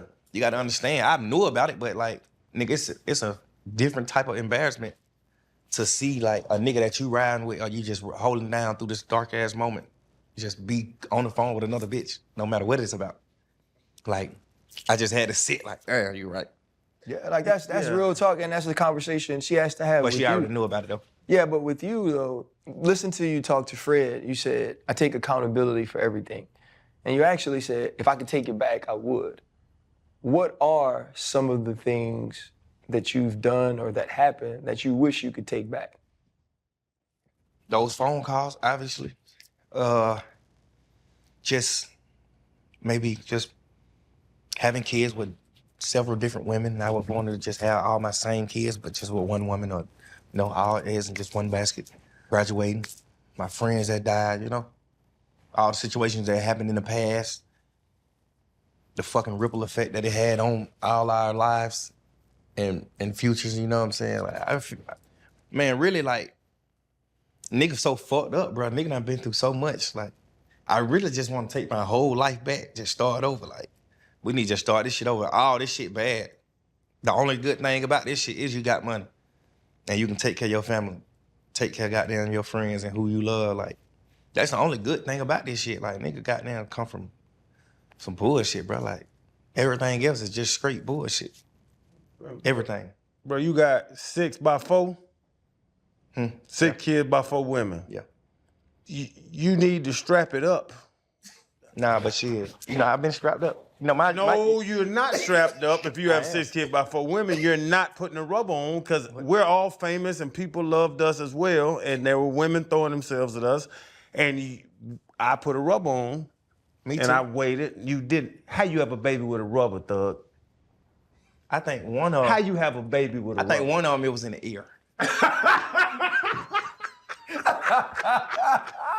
And no, I'm just talking. But I do rub rubbers because it's like, shit, my youngest kid about to be 12, bro. I ain't had no babies in 12 years, though. Oh, so you I ain't had no figured it babies out since a superstar. You figured it out on the backside. I figured it out. Like, you know what? It's me. Hey, broke thug couldn't afford the rubbers, man. Yeah, I couldn't afford no fucking clothes. Man, listen, them Trojans, I wear the baby blues. But all my baby mamas, I knew them for like 5 years or more before we even had kids. So we done up like friends. Oh, We okay. just shared so many moments where we just like, all right, come on. Like, Let's get after it. you know what I'm saying? And what? And about that, bro, it's crazy. I knew you was gonna ask him that. What's that? Oh, yeah. He ain't strapping up like that. But before, I didn't know your youngest is 12, so you were young thug. Right, that's what I'm saying. Was Since reckless. I've been a superstar 12 years. I haven't had a kid. And That's good. now you understand that baby batter is worth a little more. Absolutely. I'm looking up. That's how I know you had a 6x4. Cause I looked you up knowing you coming in, and they was talking about your sexuality, and I'm like, bro, he has 6 kids by 4 women. Like Nah. he's a heterosexual. Is that 100% correct? Like I assumed it that you're a heterosexual. Yeah. You know, I don't got no problem with G. You know what I'm saying? With the community, I don't got no problem with the community, man. LGBTQ and all that. Yeah. I ain't got no problem with all them with the alphabets at all. But you. I'm a straight woman. I don't want man. Listen, ain't nothing going on with no man. Bro, when I heard him talking about it, I'm like, no, thug. Man, you know that's why I said like your mind be so far gone. You had to dumb it down. Like I've been had like black painted nails, rock star. I've been painting my nails. I've been wearing dresses. I've been just doing like the pop star, the 2050. I've been doing the 3000. I've been doing the far away. It's just like I just had to stop doing it. I just had to dumb it down. Cause it's just like the world ain't on it. The world couldn't catch on to it. Like You feel like you allowed, because you seem to be very, very solid and also strong in what you believe and what you think and what you love and what you enjoy. So you're saying that you actually changed some of those things, whether it was the dresses. By the way, that's one of my favorite albums when you had the dress on front of it. So I don't care what the hell you had on. You was rapping your ass off. Yeah. But just in the sense of, do you feel you allowed the world to change things that were authentically you in order to be more understood? yeah, overly. Really? Hell yeah. It's like I just passed it down to like Uzi Vert, Cardi, Playboy Cardi. I just passed it to them like, hey. Hey, fellas, life don't wait on nobody. It's moving fast. And that's why we had to create Pivot Performance Energy. 0 carbs, 0 sugars, also 0 crash. Keeps you live and ready to go all dang day. That's right, y'all heard RC, man. Pivot helps you get through the day. You can find that next gear. Remember, 0 sugar, 0 carbs, 0 crash. Go get some Pivot. PivotEnergyDrink.com. I got the watermelon, that's my favorite. The grape, the pink lemonade, the orange. We got all the flavors for y'all. Unlock yourself, unlock you, and pivot. It's never too late to pivot. And remember, man, it's 0 calories. And if you look at Freddie T, he ain't been taking on too many lately. And I ain't got no hair either. 0 hair.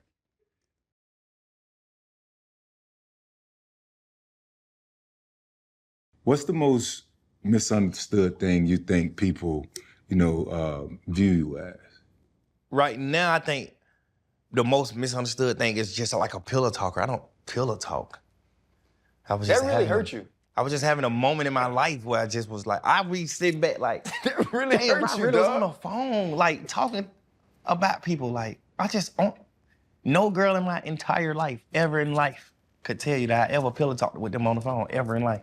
Except this girl when I was in jail. Like, I swear that shit just getting me every day. Just like, damn, bro, I really was on the phone like a pussy, bro. Like, that jail shit had your ass, boy. I'm telling you. It's a thing, though. Boy, Dog, it nigga, really got boy, you shook, though, bro. boy, that shit had, you don't give a fuck. You get to a point, and it ain't like everybody who in jail. It's just niggas that who in the situation that I was in. Like, you just thinking this shit over with. Like, this shit over. I don't give a fuck. I'm not tripping. Like, I think I was in that part, I'm telling you. Because I had a lot of parts when I was just happy. I had parts when I was sad. I had part when I was just fucking partial. I just had so many different moments from 3 years. Like, I think around that time, because it was like, maybe like a 2-month fucking window. When those phone calls was happening, it was like a 2-month window. And I think it was just that moment where I just was like, we just making conversation. I can't talk about street shit. I can't talk about what's going on in the street. I can't talk about what's going on in the case. Like, I don't know what's going on in the world, so I'm just on the phone with my girl, and we're just talking about, what can I talk about? I'm a rapper. We're talking about rappers. We're talking about society. We're talking about ball players. We're just talking about shit. Just like, what the fuck else can I talk about? I'm on a jail wall phone. Do you think somebody tried by design, brother, to just f you up completely? Because really looking at it, like I said you was the glue. And a whole lot of shit got shook up. And then now the jail shit happened. Do you think, like, somebody was really just after you, dog? Because it seemed like somebody really, like, just said, I'm gonna target this man. Yeah. I'm so happy that it happened, though, because I think that's the same thing in the Bible where God, like, send the devil. You know, and it's just like, I'm happy this happened. So, like, all my rap friends who just turned their back, who just turned to some hoes, like, I'm so happy this happened because I would have never knew you was up. I would have never knew you felt a certain type of way, like. And you can say what you want to say about me. I don't care. I ain't tripping, but it's just like me and you know. We done had them long, dark talks, nigga, why I done tried to save your career. You done had them talks where I tried to save your relationship, your marriage, and I done did shit for you in the streets, like, nigga, and I done did too much shit. We got too much history, like, you know me. So, and besides all that, nigga, I told you to your face. Every one of y'all niggas, every nigga who I had a phone conversation with on their phone in jail, I done told every one of them. Now one of them can ever in their life say, me and him didn't talk about that. Me and him didn't, he hasn't said those words to me. I said every exact word to every one of them niggas, everybody. You know what I'm saying? So why does it bother you so much then? I think it bothered me just because it's like, even though I done had the conversations with my bros with the shit like that, it's just like, it just seemed to me looking in, just not as thug. Me just being a regular civilian, I just look at it like corny, like, damn, bro, it's just lame. It's just lame. I done had them conversations with them too, but it's just like, nigga, bro, you still on the phone with a bitch just talking, like, you know what I'm saying? You just talking about shit, but it's just like, I just want people to know, like, it's just random. Like, we just having random conversations. Some conversations I felt a certain type of way, like I was talking about certain shit was going on with Lil Baby, but it was just like, shit, I love this nigga to death. This is my little brother, bro. Like, I love Lil Bro. So, of course, I'm gonna feel a certain type of way if I don't feel like he getting the proper treatment he's supposed to get, cause he a real nigga, he solid. For sure, real deal. Like, solid, most real nigga. Him, like, Savage, like, them type people, like Drake, they like the realest people I ever met. So on that, who are the people during this that you left jail and you said, okay, those people are down for me? Like, who are the individuals that we know that you could say they showed themselves to you as a true loyal friend during that time? During the jail time or just like from jail up to now? Yeah. Savage, Lil Baby, Drake. The jail phones, all that shit came out, Drake texted me. Bruh, nigga, I love you. Fuck him. Drop that music, bro. Let your music talk. Ooh, you know, I just got a few phone calls from a few people. It's a few people that didn't call. So I'm damn near happy that the shit happened because it just like showed day color. And then cause I just had like new plans with all those people included too. So it's like the people that didn't, that let that type of shit change how they feel or change how they move is just like good. Like, I'm just happy, like, thank God, man. I think I'm just at the point where I'm just like, I'm over the just being sad or being like, I'm trying to just, that's why I wanted to do this interview with y'all. I just want to like, I be watching a lot of y'all interviews. Y'all are like, y'all good men, but y'all like healers too though. Y'all know how to just like talk and just like, you know what I'm saying? Cause I'm still a young nigga, so I don't even know what the fuck depressed is in real life. Like, cause I just wasn't brought up like that. I was just brought up by gangsters. I wasn't brought up to be just so in touch with my feelings. I ain't never been in touch with them. But this last situation, I definitely been in touch with my feelings more than I ever have though, for sure. Like, but you trying to do Thug, you're trying to do the same thing though. Like you're saying like you're here because, you know, you've seen us sit with people and we've talked about healing and we talked about therapy. But you said, you know, you're gonna talk to your family, you're gonna talk to your girl. That's all the people you talk to, even though you're in this same place. So you gotta do something different. I know, but the different thing was I never talked to nobody about my feelings. So I never received certain conversations. Now I'm getting more in touch with my feelings. I don't need to go to a therapist. I'll just talk to my people that I know that I never talked to about this shit. Like, I never got insight from y'all on how to heal or how to start your healing process. I never talked to my girl about how to start in the healing process. You know what I'm saying? So it's like, I can't count y'all out because we ain't never talked about none of that for me to know that y'all can't help me. Yeah, and bro, I would tell you, like the street stuff is cool, like the code you talking about is cool, but bro, you gotta mature past it. Where like, that's why I was even getting into earlier, where like mature past that, where nah, I ain't gonna do this, I ain't gonna do that. I'm with you. The snitching and all that, you know what I'm saying? Like there's street code, but there's also your folks is looking at you as that king. And whatever you do, they gonna do. And so like I said, I used to race with the dope boys on Columbia Drive. Right down Columbia Drive, they used to call me Lil Red, and I'd race in the parking lot. And like, I understand that side, but as I grew up and as I matured and as I got bread and as I went to college and you know what I'm saying? Like you start maturing and now I have to come back and be like, bro, that's, you know, you can't do that stuff no more. Like that's the point where I think like you have to understand is that you don't have to be 2012 thug no more. You could be 2025 thug. You don't gotta be 2015 thug. You gotta be 2025 thug. Like that's the maturity that I've talked to a bunch of my friends about. Even dude, my dude from Atlanta, Easy, a bunch of dudes, Easy gonna laugh when I say his name. I've had the same conversation with him. Cause he was a dude from Atlanta. We grew up together. He went to Florida, I went to Florida. And at one point I had to tell him like, bro, you have to, like we 40 now, bro. You can't be 22-year-old anymore. You gotta be 40. Do you think you're progressing with that thought process? Because I think you need to for your whole team and everybody to do that. 100%. Everything I do is so much better than what I used to do. I think it's a hard transition, but it was easier for me because I went to jail, so I had a reason. Mm-hmm. You know what I'm saying? As opposed to just like y'all, just living life happy as fuck, rich, and just doing what you want to do to just being like, you know what, I gotta stop it. Yeah. You know, I went to jail, so it was like, it stopped anyway. It's gonna stop. Now you start thinking more. Now you reading the Bible. Now you praying 5 times a day. Now you doing more. I don't feel like I'm in the streets. I think I just glorify codes. It ain't even real street codes. It ain't even got nothing to do with the streets. Like, I don't give a fuck if you a white boy. You don't supposed to rat. You don't supposed to tell. No matter what happens. You don't supposed to tell. No matter what. Yeah, you just supposed to be loyal to life. Like that's a man as a man. Mm-hmm. You know? You don't supposed to do certain things. Like, we're not fucking kids. We're not telling. Mm-hmm. You know? We're not homing women. Not joining the. We're not beating no women. We're not messing with no kids. We're not, bro, we the same thing. Yeah, with us. People just be saying, oh, these niggas living off a street code or y'all trying to uphold the street. That's just the codes of life, bro. I agree. Y'all just saying it because we street niggas. Like, I ain't stood on no code that ain't just like a manly code, godly code. You don't supposed to be a pussy, bro. Mm-hmm. I feel like telling is pussy. Yeah. You don't supposed to be a pussy. You supposed to be a man. You know, that don't got nothing to do with the street. That's just, I think we just street guys, so they just look at it like, oh, you still on street nigga, cause they just be like, no snitching, or no this, no that. Like, they just like, oh, they still living on the street shit. They still, I'm so beyond it. You know, it's morality to you. That's all I'm saying. Yeah. With you, though, man, like, you know, you let Cardi have last week, which, you know what I mean? I thought it was just really cool for her to mention you by name, though.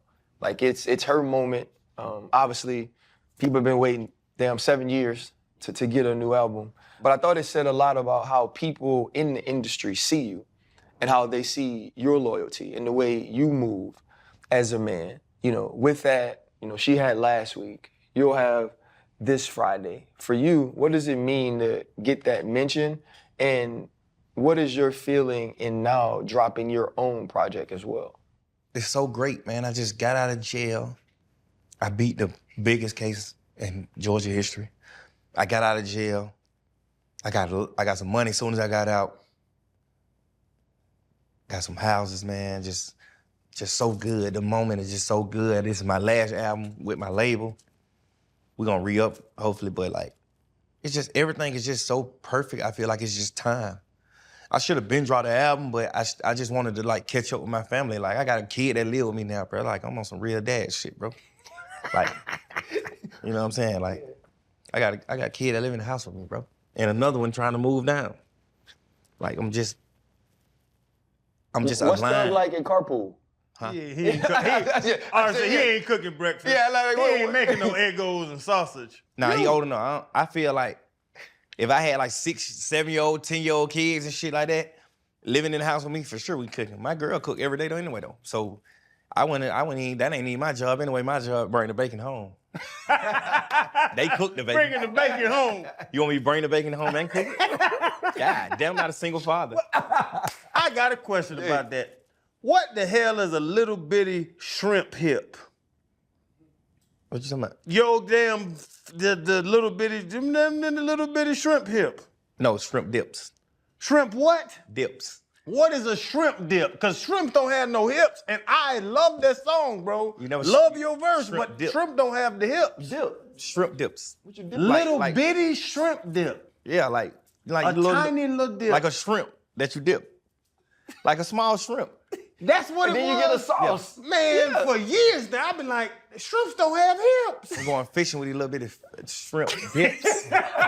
Oh, little bitty shrimp I'm dip. just saying like niggas just shrimps. Like I'm going fishing with these little shrimps. Oh, so okay, so that's, I got you. Yeah, I had to ask, my bad. Whatever you got, Ryan. I ain't know the shrimp had Stupid, hips. bro. You stupid. He thought I said shrimp hips. I thought shrimp hips. I said, bitch, they got no legs. How they got hips? Hey, the man sat down and he goes, I know you asked some random questions. And you pulled out the most random. You very sexual. You talked about pissing, the size container lid, shitting, Yeah. I got a big urethra, small bladder. sexuality, Yes. hips. Baby making. I got three kids. Baby making. Hey, nah, he invited Kevin Hart to a nudist colony in Jamaica. So he got some real problems. I'm heterosexual with capital letters. Yeah, you gotta ignore him sometimes. Yeah. But nah, Did we Kevin Hart say yeah? No, hell no. Kevin probably like, fuck no, Hey, Kevin nigga. Hart said, he said, do you hear yourself? He said, hey, and his Thug, hey, excuse my language, you know what his actual question was? So you be fucking these people? That's what he asked. No, I just like to look at it. That's what he asked you. I like to look at the dibbles and dabbles. I like the window shop. The women, right? I like the window shop the women. Yeah. Tootsies. You been to Tootsies? I ain't been nowhere. You ain't been to Tootsies? Fred, ask this man this question, I'm please. trying to, but I've been trying for a minute. We asked all our guests, man, what's their biggest pivot in life? Like, that's that one moment you can look back on and say, because this happened to me or for me, it's the reason why I am who I am today. Mine, it's a few of them. I think the biggest one was Kanye West and Kim Kardashian playing my song on the internet. And he flew me out to like pay me to write songs and shit for him. I stayed in his house for about a week or two. I think that was my pivot. That was like that moment. Like after that, I've been a millionaire since then. I think it was just like the energy. Kanye West, he just had that fucking energy with just like a light. It was just there, and he was just so fucking just like hands-on and just like Quincy Jones. Like he was there. He make you feel way bigger than you are. Pause. He make you feel huge, man. Kanye West, he the one. I got a few of them. I've been in this game a long time. I had a lot of steps from my last step. I got a bigger. My entire career, I got bigger, so I just got so many pivots. But the one that changed my life, I think, is Kanye West playing my song. Well, maybe Sizzle, the guy on 808 Mafia, Make the Beats. He leaked the song. I think that's probably was the most pivotal moment, because that song blew me up. You know, we've talked a lot about healing, moving forward, all of those things. But obviously your past is going to be a huge part of any conversation. Let's move beyond that. When you walk out of this door, who is Young Thug? What will we see? What will we hear? What will people be saying? Or what do you want people to be saying about you? You got a wife? Yes. She write your questions? No. Nobody writes my questions. It's a good question. It's a good question. I be getting them type questions. My girl be asking them type questions, like, and I always be like, what? Like, just start a network. Just start your network, baby. But walking out this room, man, I don't know. I think I just try to be better every day. Try to be a better me. And just understand that this ain't the end. This is ending a chapter. This is chapters, bro. Like, I'm 34. This is the 34th chapter. You know? I know y'all niggas probably goddamn 74. Just him. Which is okay. Just him. How old you, OG? Nah, it's all good. He always trying to. How you, OG? Both them niggas pointing at you. Fast as a motherfucker. How you? Who look the oldest? Who look the oldest? That's what you hit them Who with. feel the youngest? Yeah. Nah, I'm 49. This boy 45. And this stupid motherfucker right here like 43. How old you, 10? 43? I'm 40. Nah, you were 43 years ago. I'm 40. I'll be 40 forever. Yeah. I look 40. Nah, it's all good. Shit. I let him try. Yeah, he old as shit. Yeah. But yeah.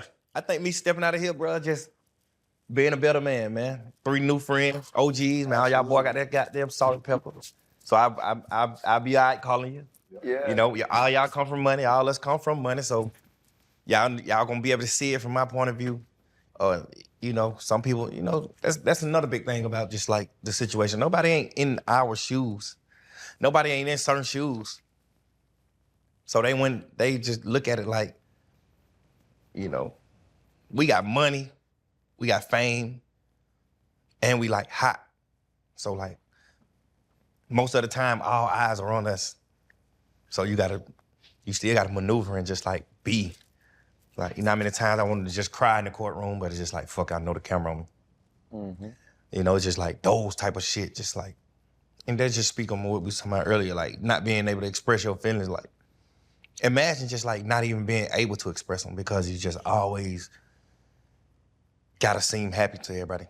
You always on camera. You always just like. But you know, it would have been okay to cry though, bro. Like, and I'm not saying that you should have cried in court because obviously I can't put myself in that position to know what it feels like to have all those cameras on you, to be on trial, and what that would in some way insinuate you've done or you're feeling at that moment. But like, bro, I cry. I know, shoot, we cry on the show. Like there is so much in this life, bro. You mentioned about having money. Now, none of us started with money. You ain't start with money, right? Like there's trauma and there are experiences and there's adversity that you go through to get money. And then when you get it, it's still just as hard. It's just different because you could pay for stuff. Like what you went through, bro, that is real life. And I'm gonna be lying to you if I said I want to know what it feels like to do it. You know what I mean? And in telling people what you went through, you're gonna allow other people to heal. That's gonna be therapeutic for you. That's a way that you can give back. You talking about the honesty you wanna do music with? Do music with that honesty, right? Do music with the honesty that, yeah, you grew up in the streets, but growing up that way had you in legitimately, bro, the worst position you've ever been in life. And you got closer to God. You know what I'm saying? Like, tell people that now going forward, that relationship you built with God, you'll keep and you won't let yourself have to go back to where you were in order to keep it. You know what I mean? Like, dog, like now, whether you like it or not, like you're an inspiration. Unfortunately, like for our people, bro, when we say, man, I beat the biggest court case in Georgia, remember all the people you said you looked up to, growing up with? Think about if you had a you. What would like young Jeffrey be thinking about Thug that beat the biggest case in Georgia?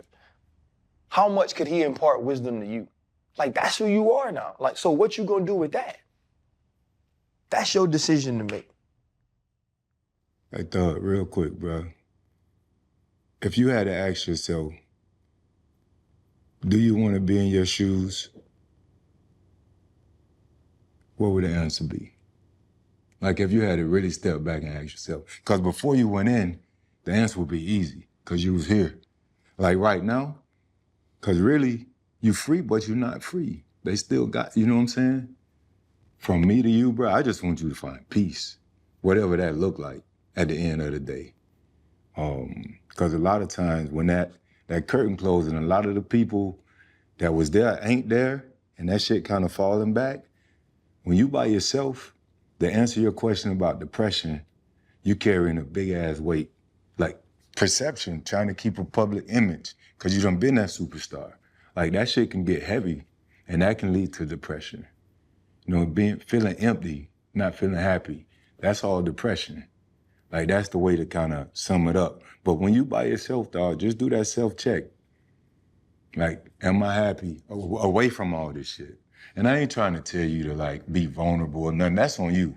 Like you gonna feel that when you feel it, aside from, you know, everything else. I just want you to find peace, dog. I don't give a about nothing else. Like the media, the internet, all that shit fugazi at the end of the day. It's about a human life and how you really feel and what you're gonna do for them kids when they come up. That's what it's really about at the end of the day, bro. Does the music bring you peace? Because, I mean, you got so much. It did, but shit. I feel like lately I've been more in touch with my feelings, so now it don't bring me peace. Like I make songs that are just like, you know. So what is this album about? What will we get in listening to your music? Because like you said, like it was fun and it was party music and it did bring people together. What can we expect? Because music is a feeling, you know that, right? Like when you get in the studio and they play the beat for you, you feel it before you ever say a word. So for you, what will you give us that we will feel when we hear the new album? Definitely vulnerability. Be vulnerable. Shit talking. Because I just feel like, you know, I just feel like I did a lot in this industry. And like, I still never reached my peak yet. I feel like I did a lot in this industry. I feel like a lot of people don't specify that. Some people have though, but I don't know, I just feel like targeted. I just feel like not respected for a mistake. After everything I done did in this motherfucking culture, I feel like on this album, I'm just talking shit and just like being vulnerable. That's what this album is filled of, shit talking. So it might come off as like fun, but it's shit talking for sure, like, for sure. Sometimes you gotta set the record straight though. Sometimes you got to, cause we never let a hard time humble us. Yeah. No matter what. You got some love making music on there? I'm gonna put another album out. That nigga freaky as hell. Yeah, I can't. How many kids you got? He ain't worth a damn. How many kids you got? Stroking to that. How many kids you got? 3. You sure, man? I don't know for sure, but I think at this point, if I'd had more, somebody would have said something because they would want that check. By now.